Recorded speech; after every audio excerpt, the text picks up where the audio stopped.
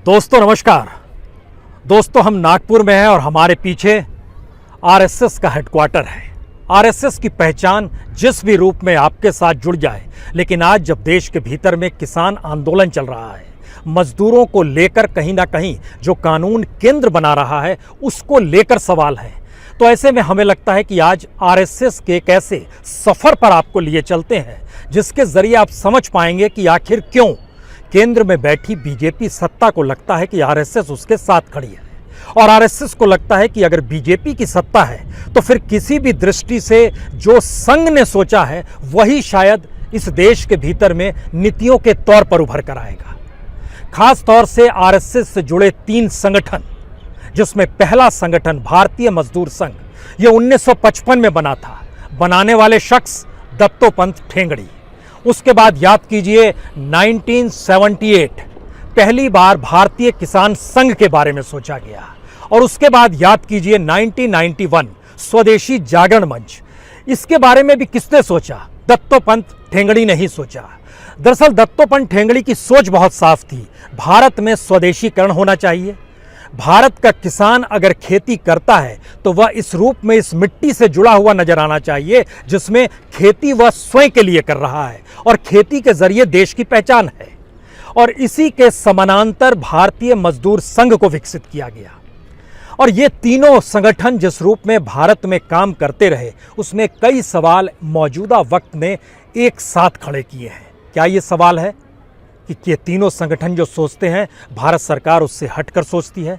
क्या ये सवाल है इन तीनों संगठनों की जरूरत आज इस देश के मुद्दों के साथ नहीं है? क्या ये सवाल है कि आरएसएस को समझने के लिए जब आप नागपुर में खड़े होते हैं तो जो दृष्टि दिल्ली से दिखाई देती है वह दृष्टि सच नहीं है?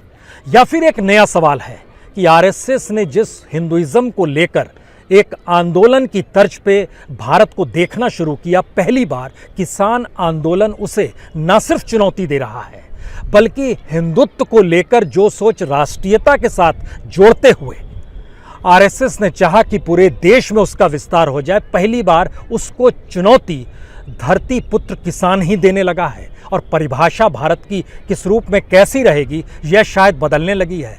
दरअसल आप नागपुर में आकर यहाँ के स्वयंसेवकों के बीच बैठकर इस बात को समझ सकते हैं कि दरअसल आरएसएस की दृष्टि इस देश में किसान आंदोलन को लेकर क्या है, मजदूरों को लेकर क्या है, और ख़ास तौर से मोदी सरकार अगर जिन नीतियों को लेकर अपने अड़ियल रुख पर कायम है उसके पीछे वजह क्या है।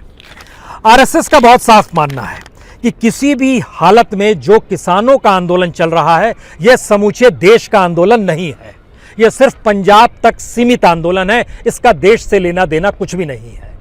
आरएसएस के भीतर एक सवाल है कि जिन राज्यों में चुनाव होने हैं उन राज्यों में किसानों को लेकर कोई आंदोलन नहीं है, वो सिर्फ चंद राज्यों में सिमटा हुआ आंदोलन है और राजनीतिक चुनाव में इसका असर नहीं पड़ेगा। आरएसएस का बहुत साफ मानना है कि कानून वापस सरकार कैसे ले ले। कानून वापस ले लेगी तो कल को कोई भी कहेगा कि दरअसल कोई कायदा नहीं मानते, आपको इसे वापस लेना होगा अन्यथा हम आंदोलन कर देंगे। ये आरएसएस का बहुत साफ मानना है। चौथी बात जो आरएसएस मान रही है उसका कहना है कि मंडी के भरोसे अब भारत सरकार को नहीं रहना चाहिए, जिससे कि किसानों की आय दुगनी करने का जो वादा किया गया था वो वादा दरअसल पूरा हो ही नहीं पाएगा अगर मंडी के भरोसे रहेंगे। पांचवी बात जो आरएसएस का मानना है कि जो एफसीआई और एपीएमसी है इन दोनों के बीच में एक गठबंधन इस तरीके से है जो भ्रष्टाचार को आगे बढ़ाता है, तो इस आंदोलन का कोई मतलब नहीं है। छठी चीज, जो इनकम किसानी से होती है या जो एग्रीकल्चर से किसानी मिलती है उसमें करप्शन इतना ज़्यादा है कि वो ब्लैक मनी की कमाई हो जाती है, तो उसको भी नहीं मानना चाहिए, यानी फिर वो आंदोलन के विरोध में खड़े हैं। आठवीं चीज मानी जाती है कि जो पूरा जीएसटी और पैन नंबर तक देना पड़ता है, क्योंकि फार्मर की आय अगर टैक्स फ्री होगी तो उसके लिए उसको बिल दिखाना पड़ता है, और एपीएमसी और एफसीआई के बिल्स जो हैं वो कहीं ना कहीं किसी ना किसी रूप में वह उन व्यापारी और किसानों के हक में हो जाते हैं जो उसके जरिए ब्लैक मनी बना लेते हैं। यह भी आरएसएस मान रही है। और इतना ही नहीं, जो आखिरी बात माना जा रहा है उसमें आरएसएस का बड़ा साफ मानना है कि हमने जो सोचा था एग्रीकल्चर को लेकर, उस एग्रीकल्चर की भूमिका मौजूदा वक्त में अब वो नहीं रही। जब किसान संघ माना गया था, किसान संघ को बनाया गया था 1978 में, यहीं से पहली बार एक सवाल खड़ा हो रहा है कि जिन बातों को क्या आरएसएस ने अलग अलग संगठनों के जरिए सोचा, अब मौजूदा वक्त में उसकी कोई जरूरत नहीं है क्या? यह एक सवाल है। लेकिन हमें लगता है कि आरएसएस के भीतर के उस सफर को समझिए। भारतीय किसान संघ 1978 मार्च का ही महीना था। 13 मार्च को दत्तोपंत ठेंगड़ी ने सोचा, राजस्थान में इसकी सभा हुई और 4 मार्च 1979 को राजस्थान के कोटा में पहली बार सभा की गई और इसके बाद किसान संघ ने इस देश में काम करना शुरू किया। किसान संघ ने अपने पूरे सफर के दौरान राजनीतिक तौर पर अलग अलग सियासत के खिलाफ आंदोलन भी शुरू किए और उसका बहुत साफ मानना था, बिजली का मसला हो, खाद का मसला हो, बीज का मसला हो, लेकिन किसान संघ किसानों के साथ खड़ा रहेगा, राजनीतिक सत्ता के साथ कतई खड़ा नहीं होगा। और इसके लिए पहला आंदोलन 26 जनवरी 1981 को हैदराबाद विधानसभा को घेरा गया था।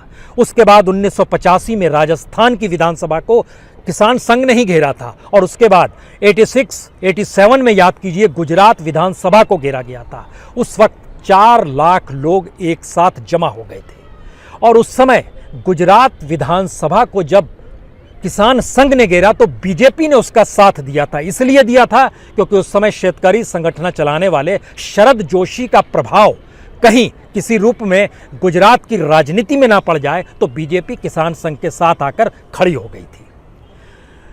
99 में हस्तिनापुर में भी आंदोलन किसान संघ ने किया था और 2003 में जब गुजरात के मुख्यमंत्री नरेंद्र मोदी थे और बिजली की कीमत उन्होंने बढ़ाई थी, उस वक्त भी किसान संघ ने आंदोलन किया था। लेकिन 2003-04 के बाद भारतीय राजनीति में जब मनमोहन सिंह की राजनीतिक सत्ता या कांग्रेस की सत्ता दिल्ली में आती है, या उससे पहले अटल बिहारी वाजपेयी की जो सत्ता थी दिल्ली में, अगर उस पीरियड को याद कीजिएगा तो संघ की भूमिका उस पीरियड में जो थी आज के पीरियड में बिल्कुल अलग है। संघ जो किसानों को लेकर सोच रहा है वो पहली बार इस मौजूदा वक्त में मोदी सरकार के साथ खड़ा है। अटल बिहारी वाजपेयी के साथ कभी नहीं खड़ा था। उस समय सुदर्शन हुआ करते थे सरसंघ चालक, उन्होंने विरोध किया था 3 मुद्दों को लेकर। स्वदेशीकरण का मुद्दा था, एफडीआई जिस रूप में आ रही है, फॉरेन इन्वेस्टमेंट हो रहा है, उसका विरोध किया गया था और इसके साथ ही जो निजीकरण था उसका भी विरोध किया गया था। लेकिन आज तीनों मुद्दे पर संघ कहीं ना कहीं सरकार के साथ खड़ा है। अब यहां से सबसे बड़ा सवाल यह है कि क्या वाकई किसान आंदोलन और सरकार के बीच जो टकराव बढ़ते चला जाएगा उसमें आने वाले वक्त में संघ की कोई भूमिका रहेगी या नहीं रहेगी, या वो सिर्फ सरकार के साथ खड़ा होगा, मोदी सत्ता के साथ खड़ा होगा। और यहीं पर असल पेंच आप नागपुर में आकर ही समझ सकते हैं। संघ अपने तौर पर मान रहा है कि आंदोलन को एक जगह मिलनी चाहिए। संघ अपने तौर पर मान रहा है कि आंदोलन बहुत लंबा अगर खिंच जाएगा तो ये सत्तानुकूल नहीं रहेगा। संघ अपने तौर पर मान रहा है कि अगर इस आंदोलन में अलग अलग प्रांत के किसान जुड़ते चले गए तो जो देश के 301 जिलों में किसान संघ फैला हुआ है, लगभग 250 से ज़्यादा जिलों में भारतीय मजदूर संघ की पहल है और स्वदेशी जागरण मंच ने भी अपने तौर पर एक जगह बनाई है। ये तीनों की मौजूदगी धीरे धीरे उस सामाजिक और राजनीतिक परिप्रेक्ष्य से बाहर हो जाएगी। तो क्या ये माना जाए कि संघ दरअसल उस कंट्रडिक्शंस या उस अंतर्विरोध को अपना रहा है, जिस अंतर्विरोध को भीतर उसको सरकार के साथ भी खड़े रहना है और कहीं ना कहीं किसी न किसी रूप में उसको अपनी विचारधारा को हिंदुत्व के आश्रय भी जोड़ना है। आरएसएस को समझने के लिए जब यहाँ के स्वयंसेवकों के बीच जाइएगा और उनसे ये सवाल कीजिएगा आप कि क्या किसान आंदोलन को संघ अपने अस्तित्व के लिए खतरा तो नहीं मान रहा है, यहाँ पर बड़ा आपको रोचक जवाब मिलेगा। उनका कहना है कि संघ की महत्ता हिंदुत्व के साथ जुड़ी हुई है और हिंदुत्व जो है उसके दायरे में किसान खुद ब खुद आ जाता है। सवाल सबसे बड़ा यही हो चला है कि किसान के दायरे में धरती पुत्र है, किसान के दायरे में राष्ट्रीयता का वो अभिन्न परिभाषा है जिसके दायरे में हिंदुत्व भी समा जाता है, क्योंकि किसानों को आप हिंदुत्व या किसी दूसरी एस्पेक्ट में बांट नहीं सकते हैं। तो क्या ये माना जाए कि आरएसएस उस कंट्रडिक्शंस को जी रहा है जिस कंट्रडिक्शंस को लेकर कभी उसने सोचा नहीं था कि हिंदुत्व को चुनौती देने के लिए हिंदुत्व वर्सेस हिंदुत्व की परिस्थिति आरएसएस के काउंटर में किसान के आंदोलन इस देश में खड़ा कर देंगे? यह सवाल आपको नागपुर में आकर ही समझ में आ सकता है। लेकिन यहाँ से तकरीबन 7 या 8 किलोमीटर कहिए, वहाँ पर बाबा साहब अम्बेडकर ने जहाँ धम्म परिवर्तन किया था वह जगह भी है।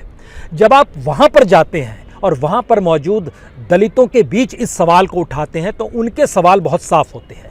पहली बार दलितों के भीतर ये सवाल है कि वो बहुत साफ कहते हैं कि बाबा साहब ने तो हमें हिंदुत्व के साथ कतई खड़ा नहीं किया था। उनका तो बहुत साफ मानना था कि दलितों को एक्सप्लॉइट कहीं ना कहीं ब्राह्मणवाद ने किया है, कहीं ना कहीं किसी ना किसी रूप में वर्ण की स्थापना जो थी उसके जरिए हुआ है। और किसानों के आंदोलन को लेकर उनका नजरिया जो निकल कर आता है वह आरएसएस के ठीक 36 के आंकड़े के साथ खड़ा है।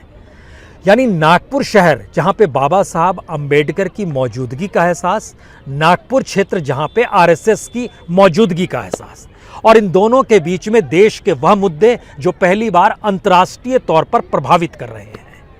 और यह भी एक सवाल है, ना सिर्फ अमेरिका, ना सिर्फ ऑस्ट्रेलिया, ना सिर्फ कनाडा, बल्कि दुनिया के अलग अलग हिस्सों में हिंदू स्वयंसेवक संघ के तौर पर बड़ी तादाद में स्वयंसेवकों की मौजूदगी है। और दुनिया भर में जो सवाल भारत के आंदोलन को लेकर खड़े हो रहे हैं, उन सवालों का जवाब हिंदू स्वयंसेवक संघ अंतर्राष्ट्रीय मंच पर किस रूप में दे, यह भी उसके सामने एक सवाल है।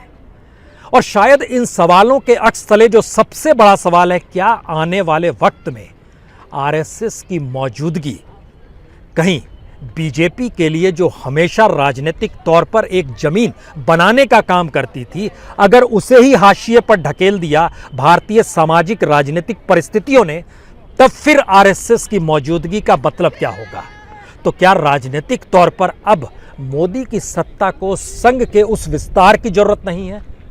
दूसरा सवाल, अगर बीजेपी की सत्ता नहीं है तो संघ का विस्तार कैसे होगा? ये दोनों सवाल कहीं ना कहीं अभी तक उस अंतर्विरोध को उभारते थे, जिसमें लगता ऐसा था कि आरएसएस को बीजेपी की जरूरत है, बीजेपी को आरएसएस की जरूरत है। सरल शब्दों में, सत्ता को संघ की जरूरत है, संघ को सत्ता की जरूरत है।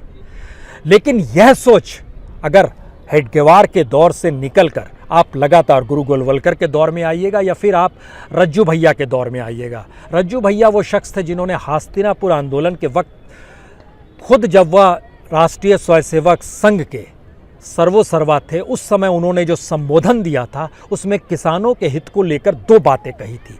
उन्होंने बहुत साफ तौर पर हिंदुत्व के एस्पेक्ट से किसानों को जोड़ा था और कहा था कि किसान ही सही मायने में हिंदुत्व की स्थितियों को इसलिए ढोता है क्योंकि वो धरती पुत्र है।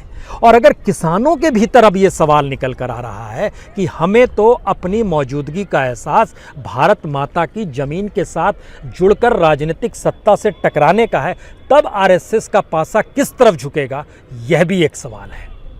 तो यहाँ पर खड़े होकर हम 3 सवाल सीधे तौर पर आपके साथ चर्चा कर सकते हैं। पहला सवाल, क्या सत्ता और संघ के अंतर्विरोध आने वाले वक्त में खुलकर किसान आंदोलन उभार देगा? दूसरा सवाल, क्या ये किसान आंदोलन की एक बड़ी सीमित उम्र है, आने वाले वक्त में किसान आंदोलन खुद ब खुद खत्म हो जाएगा? तब आरएसएस उस हिंदुत्व के पाठ को नए सिरे से इस देश में पढ़ाना शुरू करेगी। और तीसरा सवाल, जो संघ को भी लगता है, जो बीजेपी को भी लगता है कि अब जिन 4-5 राज्यों के विधानसभा के चुनाव होने हैं, उन चुनाव में अगर चुनाव परिणाम बीजेपी के अनुकूल होते हैं तो फिर ऐसे आंदोलनों का मतलब ही क्या है? लेकिन इन 3 सवालों से इतर जो आखिरी सवाल है, संघ ने कभी खुद को राजनीतिक संगठन नहीं किया, सामाजिक और सांस्कृतिक संगठन कहा। और पहली बार सामाजिक और सांस्कृतिक समझ को लेकर ही किसान की पंचायतों में और महापंचायतों में सवाल खड़े हो रहे हैं। और शायद ये ऐसा सवाल है जिस सवाल का जवाब दे पाने की स्थिति में स्वयंसेवक भी नहीं है, जिसका जवाब आपको नागपुर की ज़मीन पर भी नहीं मिलेगा, जिसका जवाब आपको दिल्ली के राजनीतिक गलियारों में भी जो स्वयंसेवक सत्ता के साथ मंत्री पद के तौर पर खड़े हैं उनके बीच भी नहीं मिलेगा और प्रचारकों में भी नहीं मिलेगा।